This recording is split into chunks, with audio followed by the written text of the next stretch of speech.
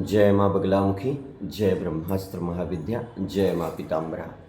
प्रिय भक्तजनों, प्रिय साधकों, माँ बगलामुखी माँ की साधना वाम मार्ग से कैसे करें, इसके ऊपर मैं माँ पीताम्बरा साधना की सीरीज़ लेकर आ रहा हूँ और बहुत ही अच्छे से अच्छे वीडियो मैंने आप सभी के समक्ष लाए। मैंने आपके सामने ज्ञानेंद्रिय और कर्मेंद्रियों के मुख्य महत्व को समझाया। आप अगर भारतवर्ष में आज के समय में गुरुकुल परंपरा को खोजने का प्रयास करोगे, वह परंपरा जो भगवान परशुराम जी ने भगवान शिव से सीखी, वह परंपरा जो भगवान कृष्ण जी ने संदीपनी मुनि से सीखी, और वह परंपरा जो अर्जुन ने, पांडवों ने द्रोणाचार्य महाराज जी से सीखी, तो आज के समय में वह गुरुकुल परंपरा आपको प्राप्त होने वाली नहीं है।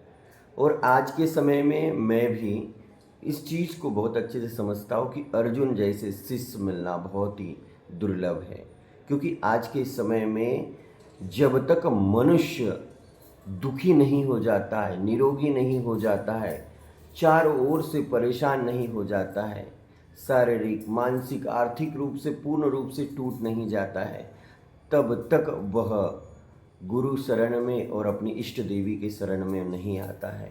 तब तक उसके मन में जो अभिमान और अहंकार है, उसके तेज से वह अकड़ में ही रहता है। और मैं बहुत सारे शिष्यों को माता बगलामुखी माँ की दीक्षा का मार्गदर्शन दिया, बहुत सारे शिष्यों को माता बगलामुखी माँ की दीक्षा प्रदान करी। बहुत सारे ऐसे शिष्य थे, मैंने सोचा कि बहुत आगे अच्छा कार्य करेंगे तो उन्हें गुरुदेव जी से दीक्षा करवाई।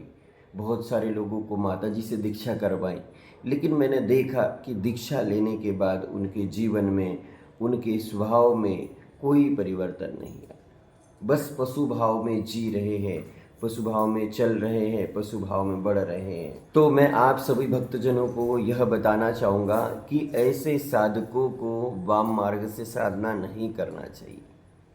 ऐसे साधकों को वाम मार्ग की ओर नहीं जाना चाहिए जो साधक गुरु सेवा न कर सके, जो साधक प्रतिदिन कम से कम 2 माला 1 माला जाप न कर सके, वह साधक जो अपना संपूर्ण जीवन एक भगवती महाशक्ति की शरण में अर्पित कर सके, जो साधक अपने घर में, जिसने इतने देवी देवता स्थापित करके रखे हैं कि उसे समझ में ही नहीं आ रहा है कि किस देवी देवता के पैर पड़ो, उसके मन में खरपतवार सा उत्पन्न हो चुका है। उसे ऐसा लगता कि कृष्ण जी बड़े हैं, उसे ऐसा लगता कि राम जी बड़े हैं, उसे ऐसा लगता कि जगदम्बा बड़ी, उसे लगता कि शिव जी बड़े हैं। कभी उसका मन कहता कि खाटू श्याम जी को दिया न लगाएंगे तो वो रूठ जाएंगे, तो कभी लगता कि श्री कृष्ण भगवान को दिया न लगाएंगे तो वो रूठ जाएंगे। माता भगवती नर्मदा माता जी अमरकंटक से निकली है और सूरत गुजरात की ओर जाती है। माता जी का जल अमरकंटक से लेके सूरत तक एक ही जैसा है, फिर भी मनुष्य नर्मदा माँ के ही भक्त और भगवान श्री कृष्ण के भक्त, राम जी के भक्त ही भगवान में भेद कर लेते हैं। तो ऐसा मनुष्य जो गुरुमुखी होकर नहीं जी सकता है, उसे वाम मार्ग से साधना नहीं करना चाहिए, क्योंकि वाम मार्ग से जो साधना करेगा वो तत्काल ही संपूर्ण बाधाओं से मुक्त हो जाएगा। तो मनुष्य को अपने मन मंदिर के खरपतवार को मिटाकर स्वाहा करना चाहिए और अपने घर में भी अत्यधिक देवी देवताओं की जो छाया चित्र और छाया प्रतिया और मूर्तियाँ स्थापित करी है, उनको सही करना चाहिए। गुरु मार्गदर्शन पे से गुरु परंपरा से उपासना करना चाहिए। बहुत सारे ऐसे साधक हैं जो माँ भगवती बगलामुखी माँ की शरण में आते हैं और वे ठीक ढंग से 11,000 बीज मंत्र का भी एक पुरुषरण नहीं कर पाते हैं, गुरु की आज्ञा का पालन नहीं करते हैं, गुरु का अपमान करते हैं, गुरु की कही हुई बातों को अनसुना करते हैं। तो मैं तो ऐसे भक्तों को माता बगलामुखी माँ की दीक्षा नहीं देता हूँ। और साथ ही जब कोई भक्त माता की दीक्षा को लेकर माँ बगलामुखी पीठ आता तो सबसे पहले उससे यही कहता हूँ कि तुम्हें माँ भगवती की क्यों शरण पड़ी। जब आध्यात्म जगत में शून्य की अवस्था में आपकी मनोकामना पूर्ण हो सकती है, तो महाशक्ति की यात्रा की क्यों आवश्यकता पड़ गई है। ऐसे भक्त हैं जो माता भगवती की दीक्षा तो ले लेते हैं, लेकिन उनकी ठीक ढंग से उपासना नहीं करते हैं, और इसका दोष गुरु को भी पड़ता है और शिष्य को भी पड़ता है। तो ऐसे शिष्य जो यम, नियम, आसन, प्राणायाम, प्रत्याहार, धारणा, ध्यान और समाधि का पालन नहीं कर सकते हैं, अष्टांग योग का अनुसरण नहीं कर सकते हैं, ऐसे भक्तों को वाम मार्ग की साधना नहीं करना चाहिए।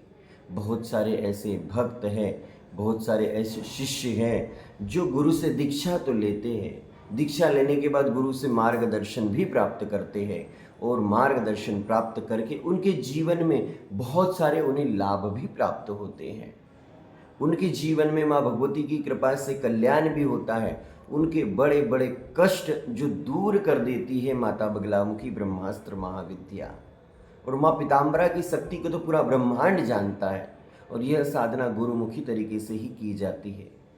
जो साधक अपने जीवन में काल, सर्प दोष, पितृ दोष, अंगार कारक दोष की शांति करवाने के लिए त्र्यंबकेश्वर नासिक जाकर 20,000 25,000 रुपये खर्च कर लेता है, जो साधक अपने ऊपर तंत्र मंत्र लगे वही चीज़ों को काटने के लिए 1 लाख, 5 लाख, 10 लाख रुपए खर्च कर लेता है, लेकिन वही साधक जब गुरु पूर्णिमा आती है या फिर गुरु द्वारा संकल्पित कोई उद्देश्य पूर्ति हेतु शिष्यों का आह्वान करते गुरु या गुरु भक्त, तो वह साधक, वह भक्त 1 रुपये भी निकालने के लिए, 1 रुपये की भी दान राशि देने के लिए 1000 बार सोचता है। और यहाँ गुरु शक्तिपात की क्रिया को रोक देती है, क्योंकि वो समझ जाते कि यह शिष्य लालची है। मैं आप सभी भक्त लोगों से यही कहना चाहूँगा कि अगर आप वाम मार्ग से साधना करना चाहते हो तो ये ब्रह्मास्त्र महाविद्या है, यह भगवती है। इसके मंत्र में इतनी शक्ति है, इतनी ऊर्जा है कि जो आप 10 साल यात्रा कर रहे हैं वह यात्रा आपके 10 दिन की यात्रा हो जाएगी। इस शक्ति से बढ़कर कुछ नहीं है ब्रह्मांड में। ब्रह्मास्त्र महाविद्या कहा जाता है इस विद्या को, लेकिन इसकी साधना, इसकी ऊर्जा को प्राप्त करने के लिए गुरु भक्त आपको बनना होगा। अर्जुन जैसा गुरु भक्त आपको बनना होगा, स्वामी विवेकानंद जैसा गुरु भक्त बनना होगा, भगवान श्री कृष्ण जैसा गुरु भक्त बनना होगा, तब जाकर आप इस महाशक्ति को ग्रहण कर पाओगे। देखिए, जितने पथ उतने मत।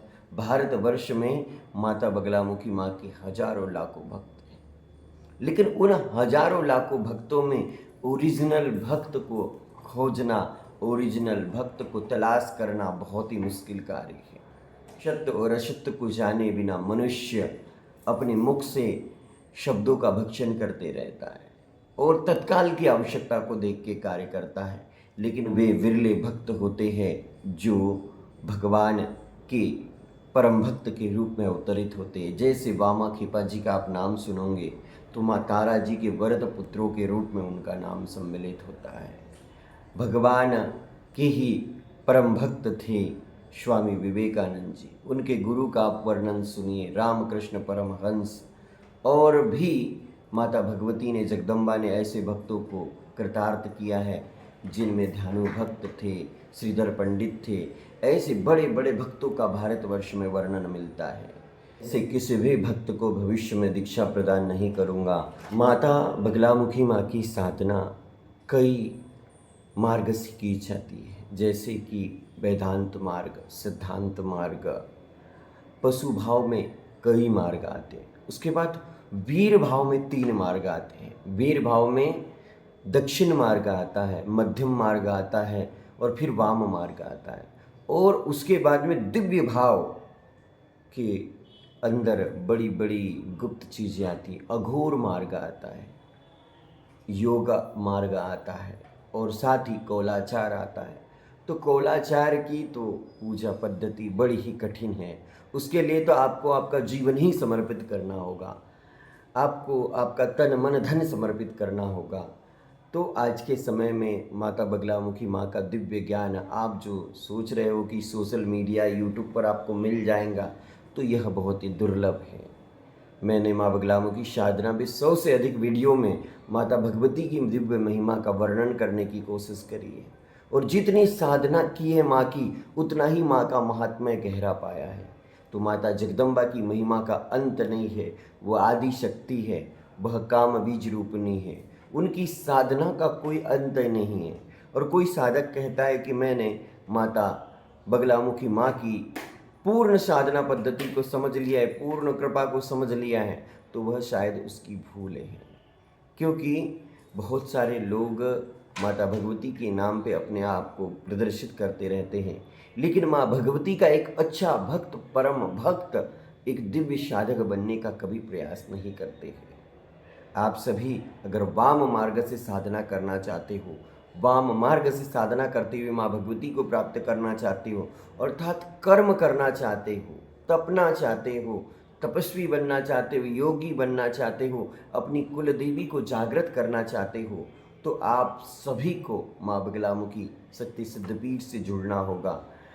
अगर सच्चे हृदय से अगर माँ भगवती की शरण लोगे तो माँ की कृपा पूर्ण रूप से प्राप्त होगी।